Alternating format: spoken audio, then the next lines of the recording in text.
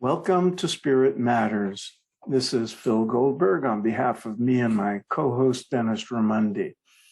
We're on hiatus now in the summer of 2022, so we're posting some interviews I recorded with leading spiritual teachers last year. They were part of a special series on Unity Online Radio under the title of my book, Spiritual Practice for Crazy Times.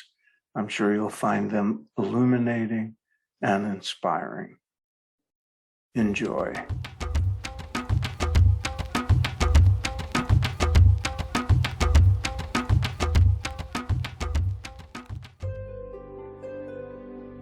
Discover the power within. Unity Online Radio. The voice of an awakening world. You can have inner peace and clarity even in the midst of chaos. Welcome to Spiritual Practice for Crazy Times with Phil Goldberg. Greetings, everyone. Welcome to the program. I'm honored and delighted to be hosting this special series, Spiritual Practice for Crazy Times. Our goal is to bring you expert advice and guidance for remaining spiritually secure and strong, able to find joy and purpose even in the midst of the most challenging times. Not just this unprecedented pandemic we're all going through together, but anytime you're shocked by the trials and tribulations of life in this crazy world. I've lined up a stellar list of guests for the series, all wise, compassionate, experienced spiritual teachers from a broad range of traditions and faiths. I encourage you to listen closely, pay attention to what they have to say, and write down the practices that resonate the most with you. There will be many of them, so you'll be able to develop a repertoire or an inventory of practices to draw from at different times in your life when you need a spiritual boost and a way to reconnect with our divine source. We all have within us a sanctuary of peace and a fortress of strength, not something we have to find or build. It's already present at the core of our being. It's our truest, deepest, highest self. It's our essence. It's what we are. And all the methods from all the spiritual traditions have the sole purpose of reuniting us or awakening us to what we truly are, eternal beings, engaged here in an earthly curriculum to realize our highest spiritual possibilities. And the more we connect with that infinite reality within us, the more peace, harmony, wisdom, power, goodness we bring into our lives, and the better equipped we are to face our challenges and take action to make the world a little less crazy. That said, let me introduce today's guest. Andrew Harvey is a renowned religious scholar, writer, teacher, the author of more than 40 books, including The Direct Path, The Hope, A Guide to Sacred Activism, and his latest, co-authored with Carolyn Baker, Radical Regeneration, Birthing the New Human in the Age of Extinction. Andrew is an expert on the world's mystical traditions. He's taught at Oxford, Cornell, and other places, and is the founder and director of the Institute of Sacred Activism. Andrew, welcome. Phil, I can't think of anyone I'd love to be talking about these things more with than you. And nothing could be more important than encouraging people and inspiring people at this immensely challenging moment to really acquire a steady, deep spiritual practice. Because I know that you and I both believe that it's only through connecting with your deep self that you can find the stamina and the peace and the passion and the energy and the joy to rise to the really vast challenges of our erupting world crisis and the global dark night we're going through. Great. Thank you so much, Andrew. Tell me, let me start with a personal question. How have you encountered life in this last year of pandemic? Did anything about your own personal response to the challenge surprise you? What have you learned yourself? The truth is, Phil, that the pandemic has absolutely galvanized me. On the one hand, it's caused me immense distress, looking at the suffering that's everywhere, especially since that suffering took place at the end of the appalling Trump administration. But on the other hand, I recognize the pandemic as the beginning of a terrifying global dark night, which is also the birth canal of a new embodied humanity. And I pledged myself at a deeper level than I imagined possible to pouring out whatever I could to be of help to people, to give them a map and to give them the kinds of practices that could sustain them and help them birth in themselves the divine new human that I believe is the secret goal of this astounding, chaotic, terrifying process. Did you come upon the idea of the new book, Radical Regeneration, as a response to that? Completely. What happened is that Carolyn Baker and I have written 3 books together. We wrote a book called Return to Joy, which is a book proclaiming the necessity of connecting with the joy of the divine self that we all have so as to rise to the challenges of the time. Then we wrote a book called Savage Grace, which was in the early days of the Trump administration, warning of the growth of fascism, which is now obviously a great danger to America, and the rise of authoritarianism is exploding everywhere. Then we wrote a book on our particular passion, which is animals and the horrific situation with animals, but also a book about encouraging and inspiring people to really turn up and have sacred relationships with animals as we do, called Saving Animals for Ourselves. And then the pandemic hit, and both of us had exactly the same response. And that response was, Kali is dancing. There's a tremendous dark night exploding, but this is not only a time of terror and anxiety and chaos, it's also a time of birth. And we must come together now and bring together our mutual wisdom and our mutual experience and our mutual practice to offer people a map through this dreadful time, a map that they can realize in the intimate core of their lives so as to feel real hope, real passion, real energy at the moment when all of those things seem so threatened. So we plunged in. We wrote a 300-page book in about 2 months, but then we boiled it down to 120 pages because we really wanted as many people as possible to get access to it. And that's the most amazing reaction, because this book is really our attempt to offer a map through the dark night, drawing on the great mystical traditions and the great mystic masters of the dark night, and to offer a vision drawn from the great evolutionary mystics of the new human that is emerging through the death of the old one, and to offer central, glowing, inspiring teachings on Tantra, on intimacy, on nobility and magnanimity, and on sacred activism that can truly, deeply, wildly, calmly empower people. So we've had an amazing time doing this. And I also brought out a whole new 365 Kabir translations and put them on my website so that people could have Kabir as an accompaniment to this wild time. Let's come back to Kabir. I love Kabir. Oh, let's come back to him later.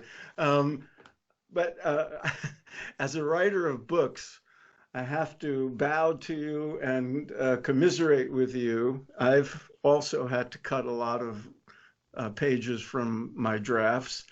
but more than 50% is pretty impressive, Andrew, I have to say. Mark Twain said the most wonderful thing, which I'm sure you know. He says, I wrote you a 10-page letter because I didn't have time to write you a 5-page one. I love that. And it's very true. It's but in your explanation, you name dropped Kali. So for the sake of our listeners who might have heard you say that and not know what you mean, could you please explain what you mean by Kali is dancing? Oh, my friends, now you've opened Pandora's box. But that's fine. Kali is a Hindu name for the goddess, the mother, the embodied godhead.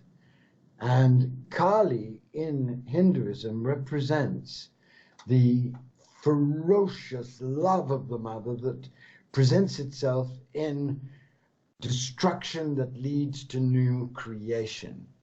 And Kali is one name for this dark feminine force that is essential part of the mother. She's also a force of tremendous love, because the destruction that she's doing is not punishment, it's renewal, regeneration. And there are other names for Kali in other traditions. In Buddhism, this force is called Vajrayogini. In Christianity, this force is honored and revered as the Black Madonna.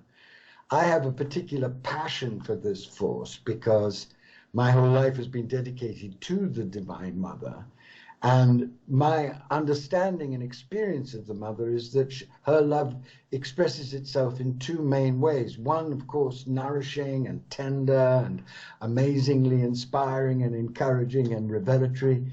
And another, just as important, destructive, ferocious, destroyer of illusions, destroyer of fantasies, so as to annihilate what is false and help you find what is real and true and nourishing. So the light and the dark sides of the mother, you could call them that, work together, and Kali is the most glowing and revolutionary name for that wonderful dark force. In Aurobindo's great book, Aurobindo is the greatest evolutionary philosopher the world has ever had. He writes in his book, The Mother, that there are four aspects of the mother that you need to connect with: the wide, spacious, tender aspect, which he calls Maheshwari; the glowing, opulent, abundant aspect, which he calls Mahalakshmi; the patient, artistic connector and creator of forms, which he calls Saraswati. But the most important force he feels that we need to connect with in our time is Kali, because she gives us the passion, the intensity, the clarity that we desperately need if we're going to conspire with her destruction to recreate ourselves and the world. And in the Hindu tradition, which you and I revere and understand and try to emulate in many ways and integrate into our work, this age that we are in is called Kali Yuga. It is the age in which Kali is progressively dancing more and more fiercely, not to punish us, but to help us get with reality and become humble co-creators of a new reality. So that's a very, very swift definition of why Kali is so sacred to me, and so sacred, I think, to this whole experience. Andrew, people listening to you now for the first time, and if they see the title of your new book, they will see paradox. You sound both optimistic and pessimistic. No, I'm neither optimistic nor pessimistic. Real mystics are realists. And real mystics combine in the depths of themselves what Jesus called the wisdom of the serpent and the innocence of the dove.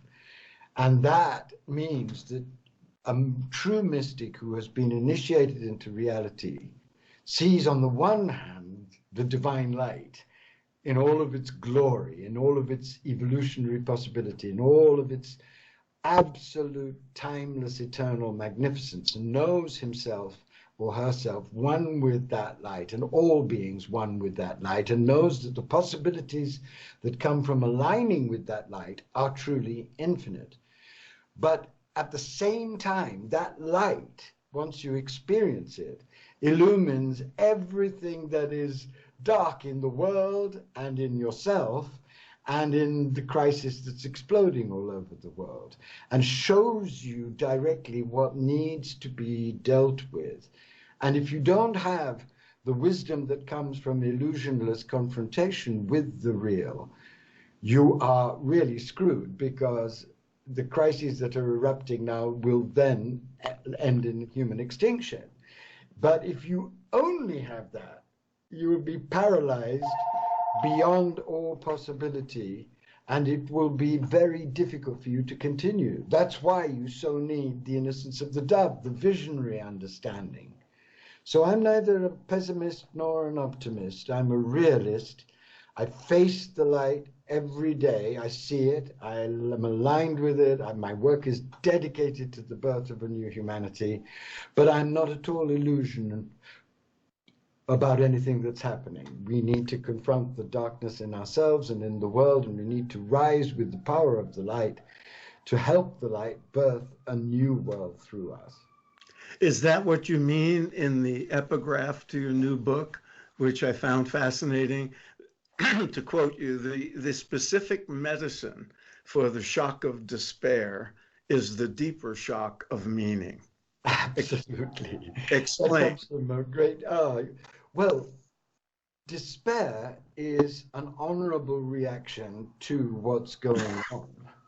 It is very scary. We have 5 major crises at least erupting at the same time. A pandemic, which we're still not in control of, climate collapse, economic disparity and inequality of an obscene kind. We have a massive massacre of the animals going on, 1 million species on the edge of extinction, and we have a rise in authoritarianism in America and all over the world.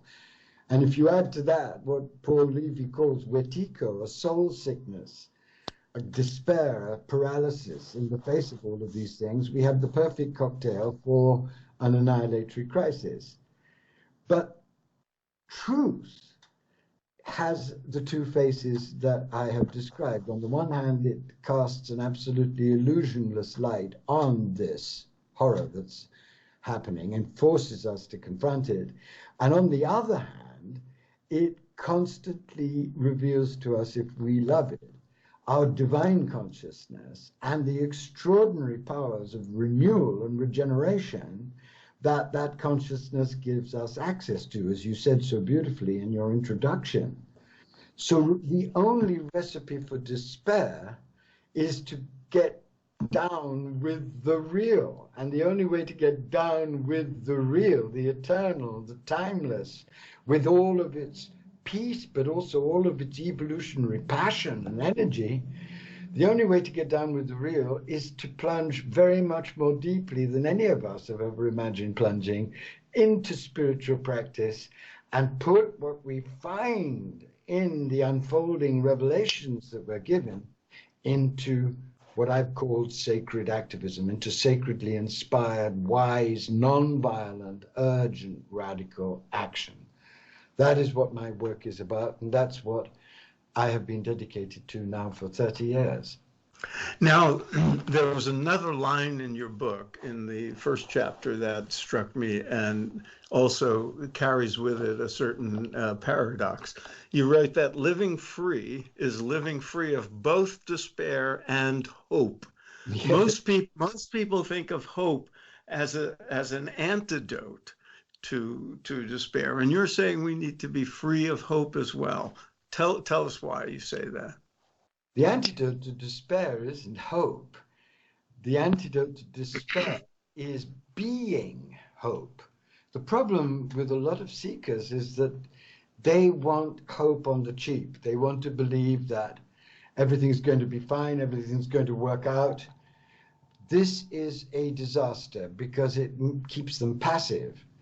When you really take divine embodiment seriously, when you truly awaken, you don't need either despair or hope because you're living in the real as a hologram of the real, radiating compassion, radiating joy, radiating precise and wise help.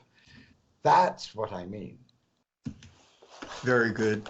Ramana Maharshi he wasn't in despair because he was living as the self. He wasn't in any kind of false hope because he didn't need hope. Living in the real is glorious enough and grounds you and founds you in the eternal. And from that glorious, calm, humble place, you work tirelessly to help and serve others. And you become hope. The Dalai Lama, I've spoken to the Dalai Lama on so many occasions. The Dalai Lama doesn't despair, but he doesn't have an ounce or a shred of false hope. He knows exactly where we are, but that doesn't prevent him being hope, loving, walking, giving, whatever happens. And that's what true seekers of God are challenged to become.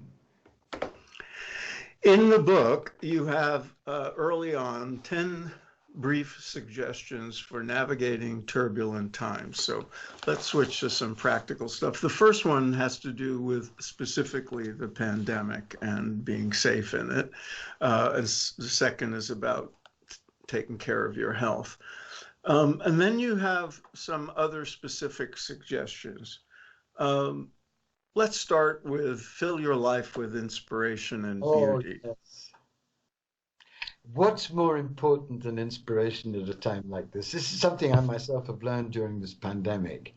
I've never needed the great mystical poets like Rumi and Kabir and Hadovich of Antwerp more than I have in this time. And I've read them with an intensity that I never had read them before. And they give me every day encouragement and joy. I'm a great lover of classical music, so in this period I've been listening to Bach and Beethoven and Schubert with ears absolutely hungry to drink in every conceivable power of beauty. I also love all of the arts, and I also love beautiful documentaries about people like, for example, the other night I was seeing a documentary about Twyla Sharp, whom I admire tremendously as one of the great modern choreographers. And just watching that extraordinary woman in her 70s work on a piece for the internet and go out of her mind and come back into her mind and really wrestle with the fundamentals of how dance can inspire us, that was immensely inspiring. We must, all of us, drink from the great wells of inspiration that are offered us by the arts, by the great mystical poets, by the great mystical texts of all traditions, and by the great teachers of the past and of the present in all of those realms, because when we do align ourselves with that outrageous, brave beauty, then we become outrageously brave and ready for bear.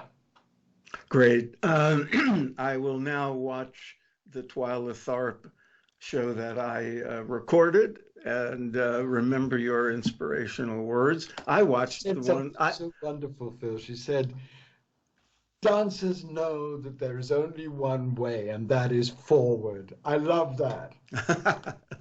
And that's for all of us dancers, because we're all dancers in our own ragged way. And last night I watched an inspiring documentary about Josephine Baker. And I love Josephine. She did her photograph taking her leopard around with the diamond bracelet. And the way she ended her life after all of this wild shenanigans by looking after orphans in her crumbling chateau. She was an amazing human being. I knew a lot of her friends in Paris, and my God, what a person.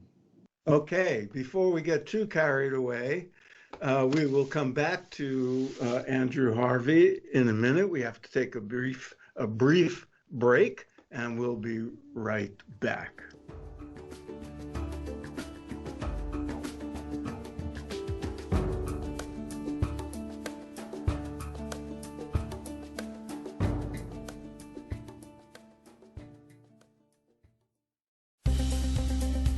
practical spirituality, positive messages. This is Unity Online Radio, the voice of an awakening world. Welcome back to Spiritual Practice for Crazy Times with your host, Phil Goldberg. Welcome back. I'm here with Andrew Harvey. We were talking about the importance of being inspired by beauty and other sources of inspiration during difficult times, in addition to music and poetry and art. Another suggestion Andrew has in his book, Radical Regeneration, is to spend 20 minutes a day in nature if you can. Andrew, a lot of people listening will live in urban environments. Of course, I do myself, but there are parks. Mm-hmm. I do every single day. I go to my favorite little jewel of a park near me, which is about 150 yards away, and that is a park filled with squirrels and children and beautiful oak trees, and just sitting there silently and loving the grass, loving the squirrels, loving the trees, reconnects me with the great natural mother, the mother of nature. And that gives one hope, gives one strength. Sometimes I take my shoes off, like Matthew Fox does. He told me about this every day. He goes to his park in Oakland, and he takes his shoes off and just walks on the grass and feels the power of the mother coming up through the soles of his feet. And I've been emulating my 80-year-old friend. My experience is that when people spend time in nature, and I relate to that because I grew up in a very urban environment in New York, and there was a big, beautiful park in Brooklyn that just anytime we went, life changed. Yes. I have a similar experience now living in LA.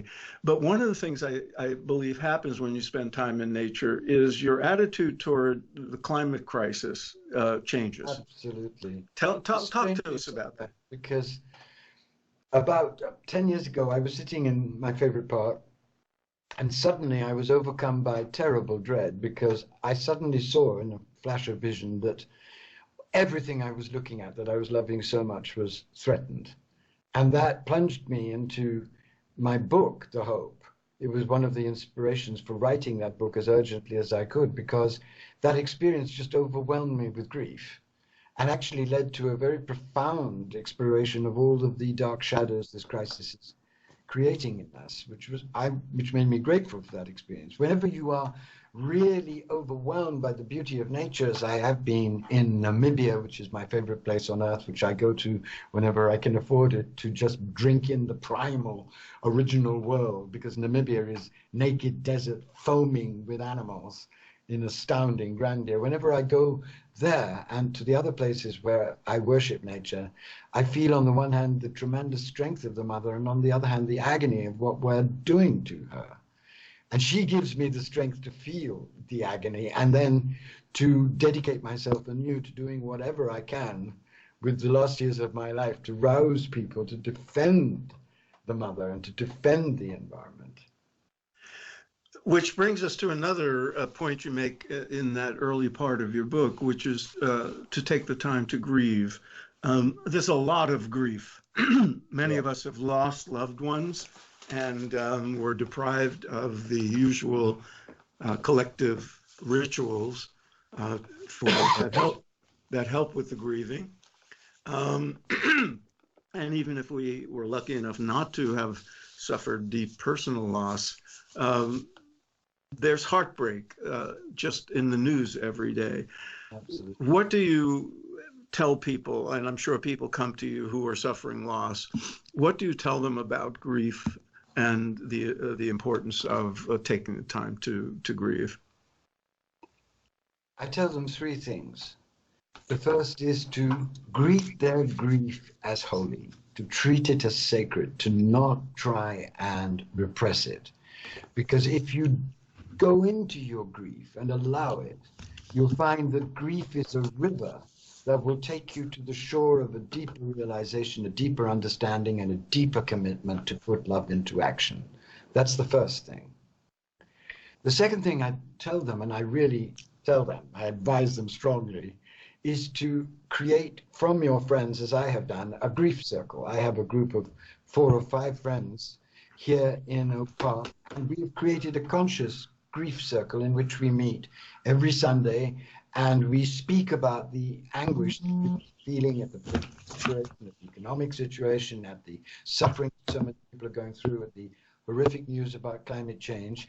And then as we really empty our grief into an invisible well, we pray over it by saying the rosary, so that we integrate that grief and deepen our love for the world. The third thing I say to people once they've been integrated those first 2 things is to say that the greatest key to finding your mission as a sacred activist, as someone who is prepared to stand up and actually do something from an inspired mystical point of view with all of the practices available to you, the first thing that you need to do is to connect with your most profound heartbreak. Because if you do, you will rise from that connection to actually commit yourself to doing something about it. So I say not follow your bliss alone, but follow your heartbreak too, because your heartbreak will lead you to the cause that you'll be able to give yourself to. You'll find that in the center of heartbreak is a fountain of deathless passion, which will never run dry. My heartbreak and my personal activism is all about animals, because for me, our massacre of the animals, our genocide of the animals, is almost the most atrocious thing we're up to. And I have let that grief take me over, but not paralyze me, and make me an advocate for animal rights. And I know so many people all over the world who are allowing that to take them over and doing exactly the same thing. But there's so many things to be heartbroken about. Which breaks your heart the most is the one that the divine is summoning you to do something about. So grief has immense mystical power and significance. And the tragedy is that it absolutely represses grief and think it's an illness instead of a revelation leading to a maturer love and real action. I'm so glad you said that. One of the big lessons of my life, my mother died very young. It was tragic. And I was 20 or 21. Decades later, I still found myself saddened at times, grieving at times, incomplete with it, and thought there's something wrong with me. And after some deep reflection and spending time with wise people, I realized you don't lose that grief. You allow it to resurrect you in certain ways, and that the prolonged grief is just a form of love. Absolutely. And you would not want to lose that. Right. So do you agree? Of course, it's the essence of truth. I think the 2 things that come to mind, one of my favorite remarks of St. Francis, when he says, "Love suffers like a bird sings." That is such an extraordinary statement. You cannot love anyone or anything or any cause or the world without suffering, because they come together, and the suffering is part of love. The second statement is by Rumi, when he says, "The grapes of my body can only become wine after the winemaker tramples me." That grief is one of the ways in which the divine uses, one of the methods the divine uses, to trample your self-absorption and to make you human and to breed deeper, wilder, more focused compassion in you. How could you ever really pledge yourself to an authentic mystical path, let alone to becoming a sacred activist, if you haven't let yourself grieve over the state of humanity, over your own state, and over what is happening on every level in the world? Now, you've mentioned sacred activism a number of times. You started an institute called the Institute of Sacred Activism. Yes. It's also an important component of your latest book, and you've brought it up several times here. Explain the term first, and before we get into some of the details of what you're recommending. Why the term sacred activism? You know, Phil, my book, The Hope, started a global movement of sacred activism. It's now all over the world, and there are hundreds of thousands of people who call themselves sacred activists. What I understood about 15 years ago was that there was a birthing force here available to us. And this birthing force was a fusion of deep mystical and spiritual understanding and love with wise, spiritually guided, non-violent, urgent action. And then I looked at the 20th century and realized that so many people had embodied this force in amazing ways to give us inspiration. Gandhi, of course, who unseated the British Empire through galvanizing this force. Lech Walesa in Solidarność in Poland, who unseated the Russians in this way. The Dalai Lama, who exemplifies it. Nelson Mandela and Desmond Tutu coming together and really bringing in peace and reconciliation after the end of apartheid to build a new society in South Africa. Jane Goodall in her extraordinary work. And the definitions I give are two. The first one is a user-friendly definition, and that is that when you unite profound spiritual practice with clear, wise, radical, non-violent action, you birth a third force in yourself, which is a holy force, which is blessed by the divine, and which empowers you to act in transformative ways with great wisdom and great compassion in the world, to serve the world and to serve the birth of a new humanity. The second definition is more esoteric, but is very profoundly passionate and real for me and for many people all over the world of all religions and non-religions, for many true seekers. And it came to me through a vision. And in this vision, I saw two rivers of fire racing towards the horizon and meeting in an atomic explosion, but not a destructive explosion, an explosion of different colors lights that were unbelievably gorgeous and beautiful and also unbelievably powerful. And I heard the voice, I think it was, for me, it was the voice of the Christ. And what the voice said was, when the river of the passion of the mystic for God meets the river of the passion of the activist for justice, a new force of fire is born in the human heart, mind, soul, body. And with this force, everything can be changed, even at this late hour. That's what the voice said.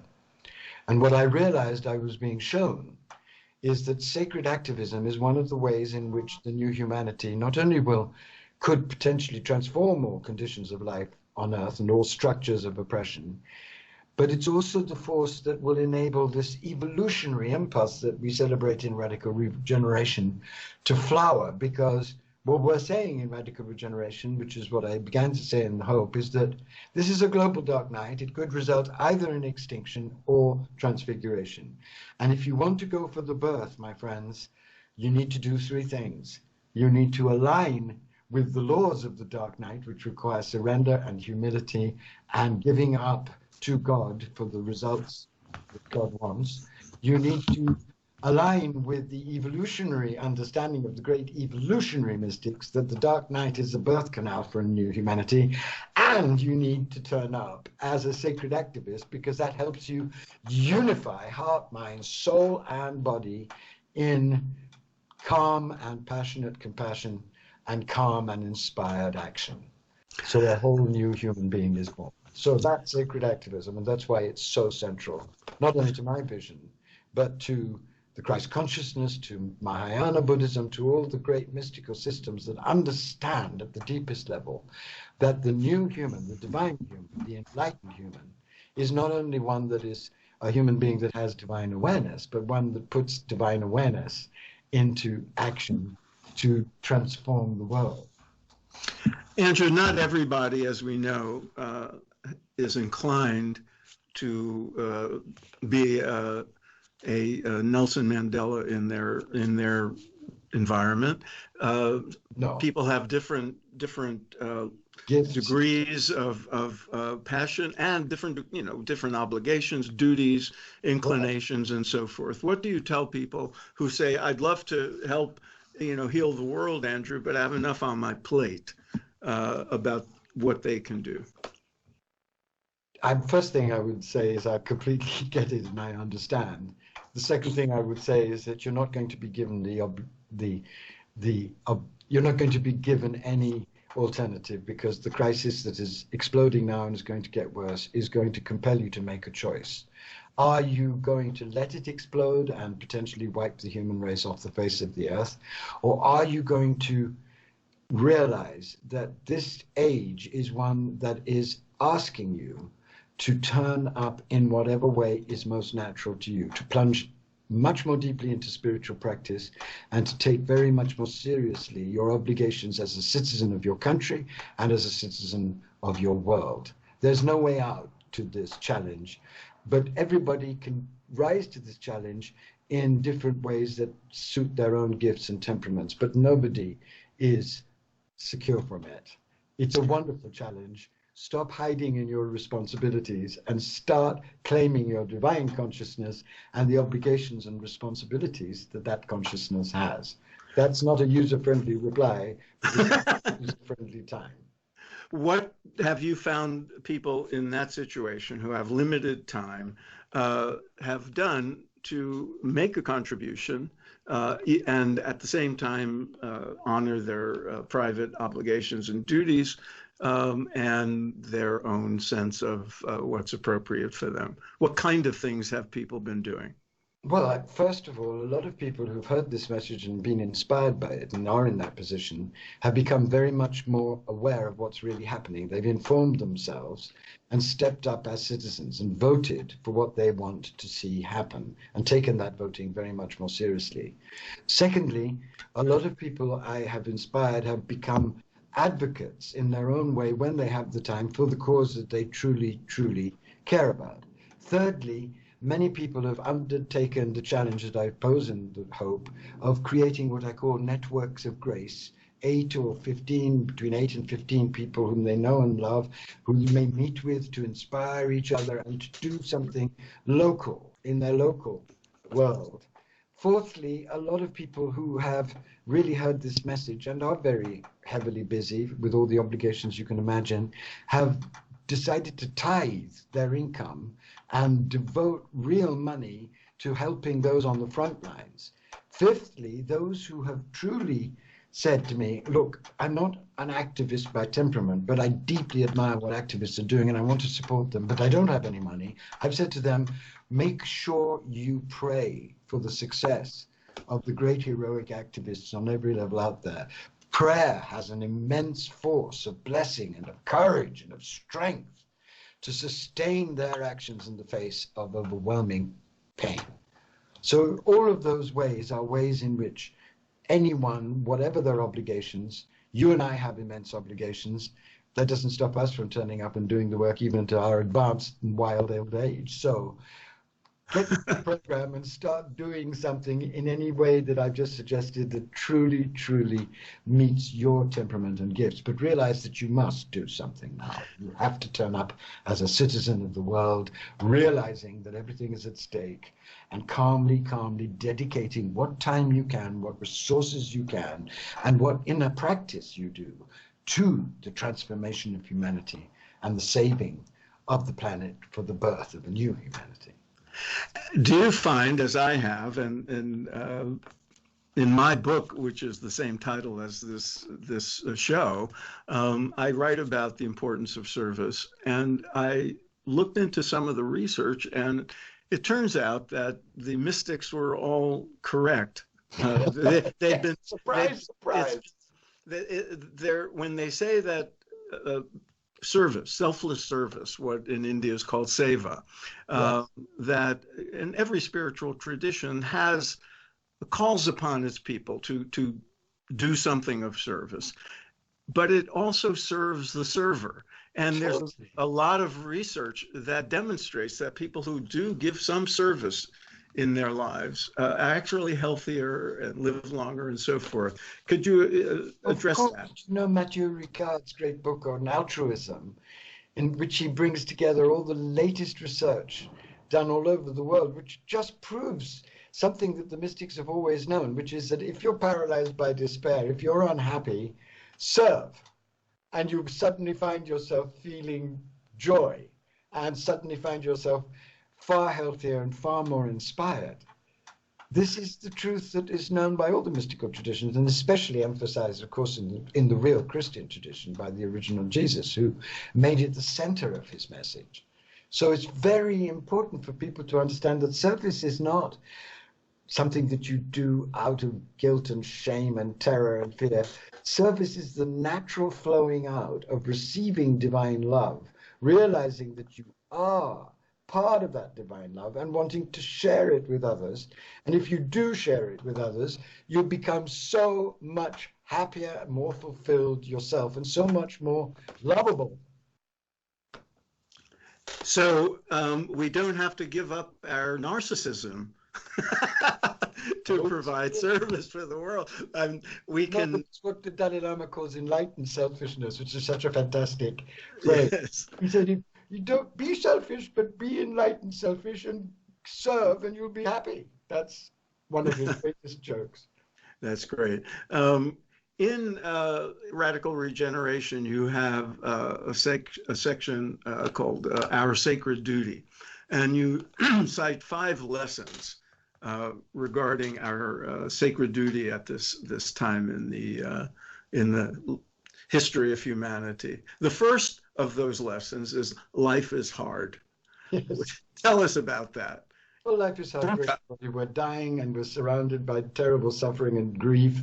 And even if you are rich, which neither of us are, you have all kinds of psychological traumas from your past to deal with. So facing that life is dukkha, as the Buddha said, has a streak of deep, deep suffering and incompletion in it, is absolutely essential. You've got to wake up for that. And the other 4 were equally surprising when I have to confess, when I saw the heading 5 lessons, I did not expect 1, life is hard, and 2, you are not important. No, we're not. That is, of course, terribly difficult to say to Americans or the West or Westerners, but nobody is important. The Dalai Lama says one of his favorite practices is to be in a crowd of 5,000 people and to imagine himself not there. Not much would change. And that's very, very humbling, but it's also very important that you get it, because once you get that, then you humble up and realize, oh my God, I better find out who I really am, not this desperate importance seeker, but what I really am, which is, of course, the divine self. That is. Which is very important. That's very important. There's not 2 divine selves. There's only one divine self appearing in millions of different bodies. There's a saying, how did it go? I was once told that in the Jewish tradition, there's a saying that everybody should keep a note in one in the right pocket and one in the left. And the one in the one pocket says, you are the center of the universe, the most important thing in God's creation. Yes. And in the other, it's, you're just a speck in an infinite, explosion of dust. Love that. That's so true, because if you really listen to the great mystics, they're telling you that you are absolutely nothing as you are, because you're just fantasy-ridden, illusion-ridden. But if you get rid of that fantasy of being important in worldly terms, you discover your true importance, which is as a hologram of the entire universe. And at this, you love everyone and serve everyone. So. And at the same time, in our own realm of our little corner of the universe, we do have an important impact on the people we associate with, and the people, whatever impact we have in the world, can be considered terribly important, can it? It can, only though if it's really a conscious impact, because unfortunately most of us are shadow-ridden, and the impact that we have is ambiguous at best. That's why it's so essential to take a spiritual path and clean up your act. Andrew, we only have a short period of time left. In the midst of all this crazy apocalyptic time we're in, many of us also see positive signs and lessons being learned. What are you finding out there? Well, my whole work is dedicated to birth, and so I have birth eyes. I'm seeing it everywhere. I'm seeing it in the unbelievable passion that fuels Black Lives Matter. I'm seeing it in the way in which women are standing up against patriarchal sexual male harassment, in the Me Too movement, in what's happening now in Australia.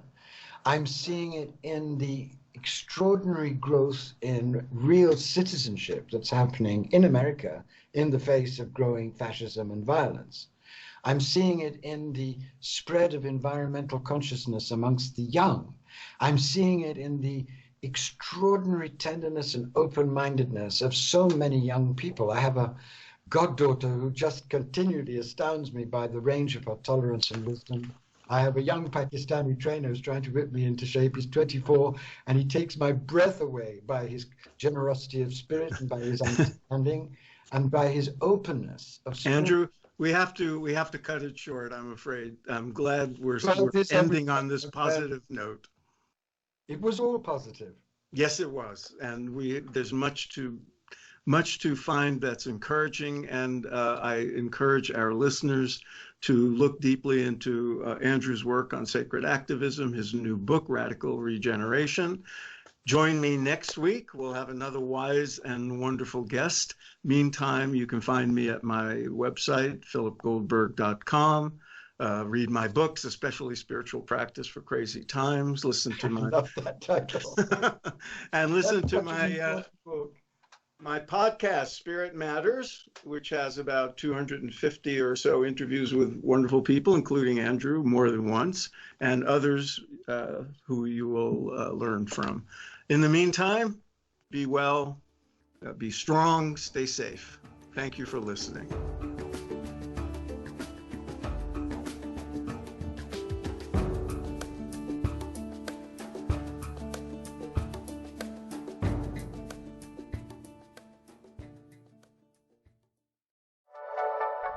Thank you for listening. This is Unity Online Radio, the voice of an awakening world.